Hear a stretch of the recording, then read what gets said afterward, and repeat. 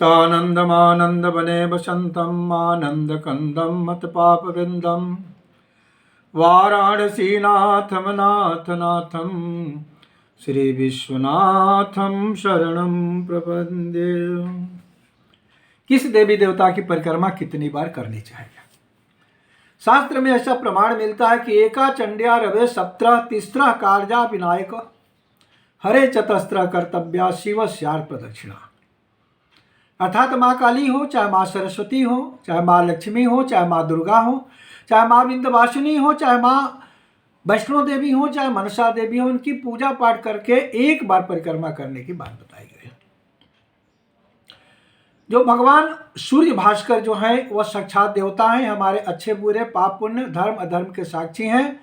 उनको जल देने के बाद में दाहिने तरफ होकर ओम सूर्याय नमः कहते हुए 7 बार परिक्रमा करने की बात बताई गई है। जो भगवान गणेश है विघ्न विनाशक है, बुद्धि के देवता हैं, विद्या के देवता हैं, ऐसे गणेश भगवान की परिक्रमा 3 बार करने की बताई गई है।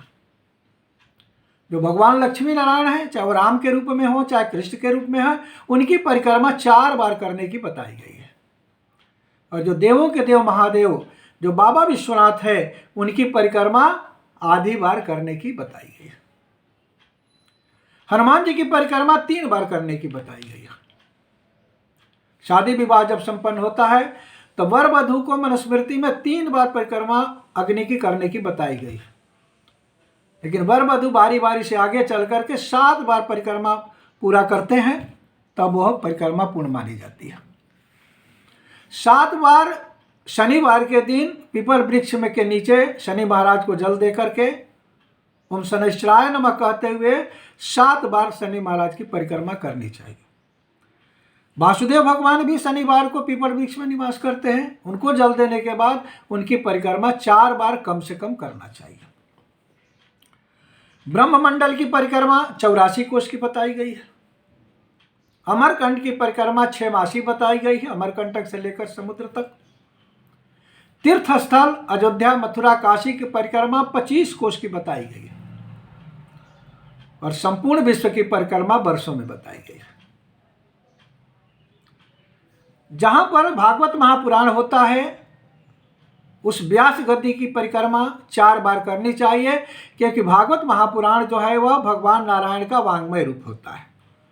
जहां पर नवान रामायण का पाठ होता है वह रामायण जो है भगवान श्री राम का वांग्मय रूप है, तो उस वेदी का उस व्यास गद्दी की परिक्रमा 4 बार करनी चाहिए।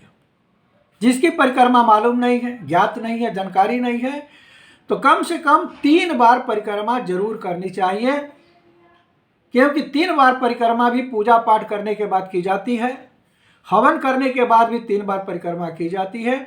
तो कम से कम 3 बार करें। ऐसे अधिक से अधिक जितना करें तो उसका अधिक फल होता है, क्योंकि अधिकस्याधिकम फलम। प्रदक्षिणा से बहुत बड़ा लाभ प्राप्त होता है। प्रदक्षिणा अगर ध्यान करते हुए, भगवान का भजन कीर्तन करते हुए, नाम कीर्तन करते हुए, मन को एकाग्र करके बिना रुके हुए अगर किया जाए तो 10 अश्वमेध यज्ञ करने का फल प्राप्त होता है। बुद्धि विद्या आयु की प्राप्ति होती है।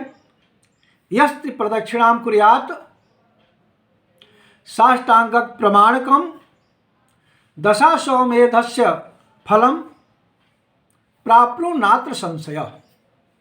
अपने नाम चैनल को अगर सब्सक्राइब नहीं किया है तो सब्सक्राइब करें, कमेंट करें, शेयर करें, ताकि ज्योतिष और अध्यात्म की नई नई जानकारी आपको समय समय पर मिलती रहे।